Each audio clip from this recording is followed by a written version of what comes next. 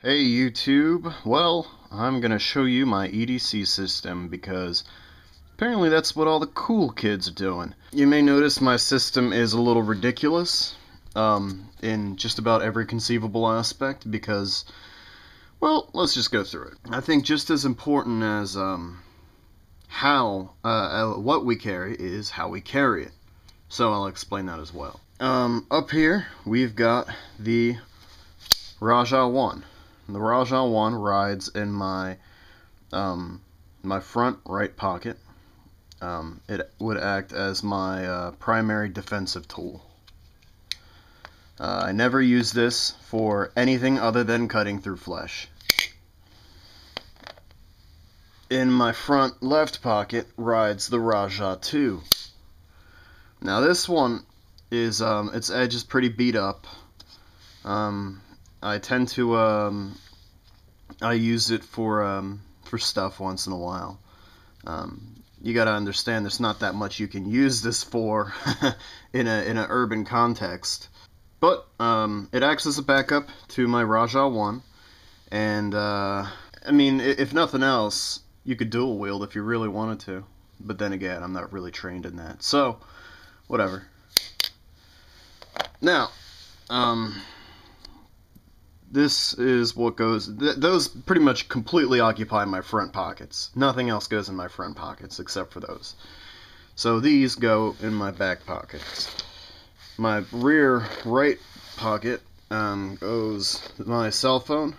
I forget what kind of phone what kind of phone this is, but it's simple.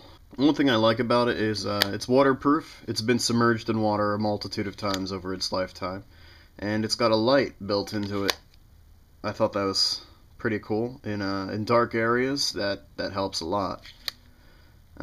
When there's no other light, anyway. But that's not my primary light, and more on that later. This, my multi-tool of choice, believe it or not, the Leatherman Surge. I should probably independently review this, so I'm not gonna go into that.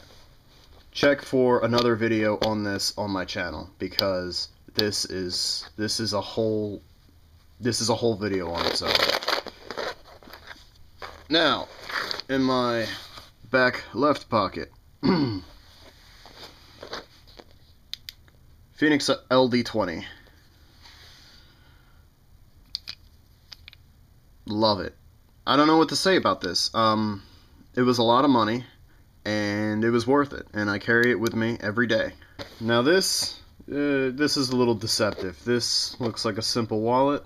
It is a simple wallet. You open it up, you know, driver's license, credit cards, blah blah blah. But I also have a first aid kit built into this. Because, alright. Gloves. Sorry, I only have one hand. I'm missing an important piece to my tripod.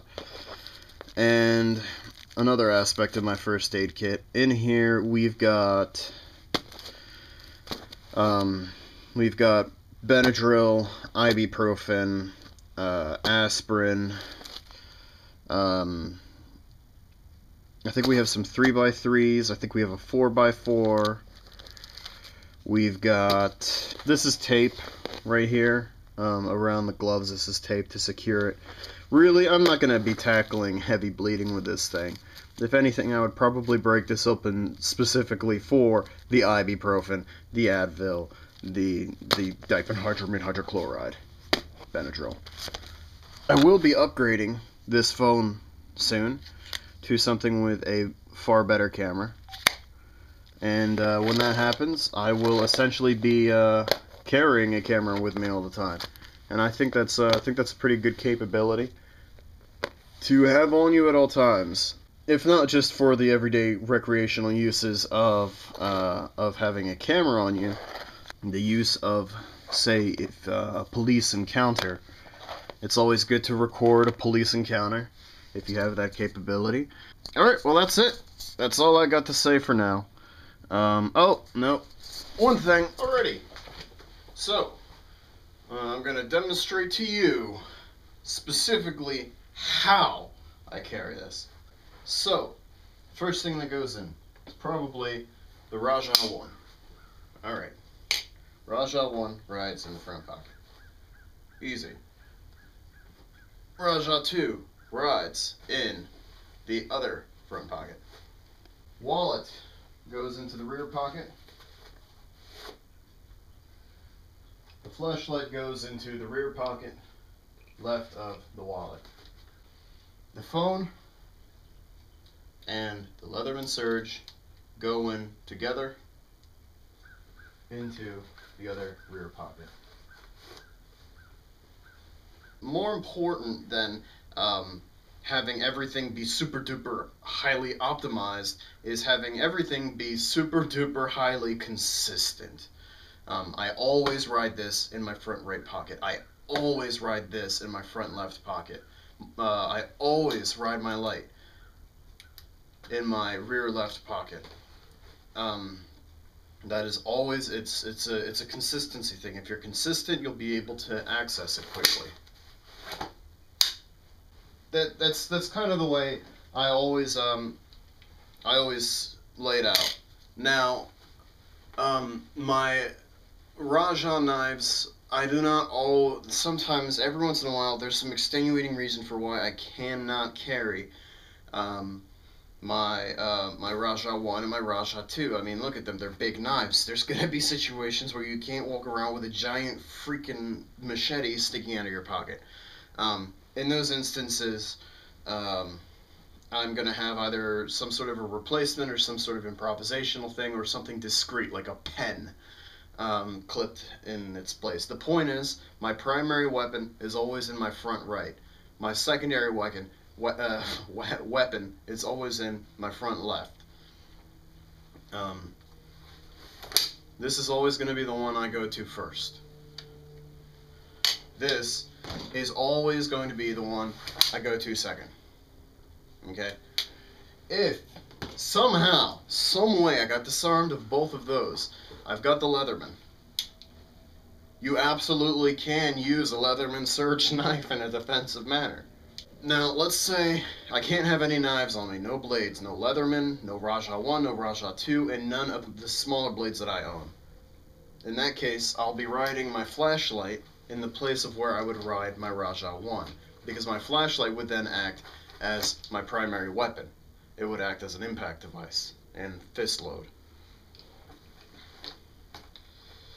Now let's say I can't even have a flashlight. I mean, I've never run into that situation. I went to court with a flashlight. There's no point in not having a flashlight on you. Well, my phone will ride there then, because my phone can in fact act as a fist load.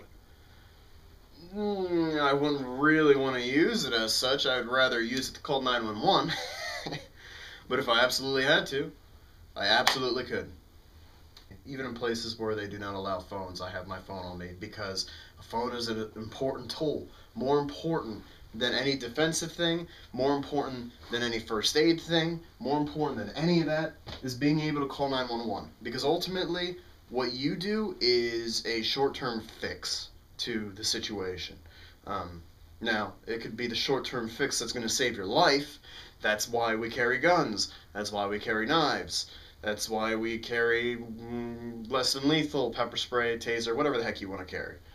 But ultimately, what you're doing is you're keeping yourself alive until you can call 911, until you can let the system deal with them. Besides, you don't want to deal with them anyway. Imagine if you had to deal with all of your issues personally.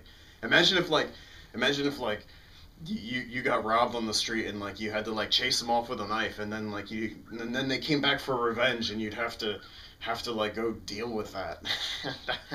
that would suck. So it's a good thing we've got police. Mind you, we still have those problems to a point, but anyway, getting way off track. Video's basically done. I've got nothing else to really say. Each of these items deserves their own independent review, and that's why I'm not going to go into them. So, alright, YouTube. You stay safe, you stay sober, and you stay alive, definitely.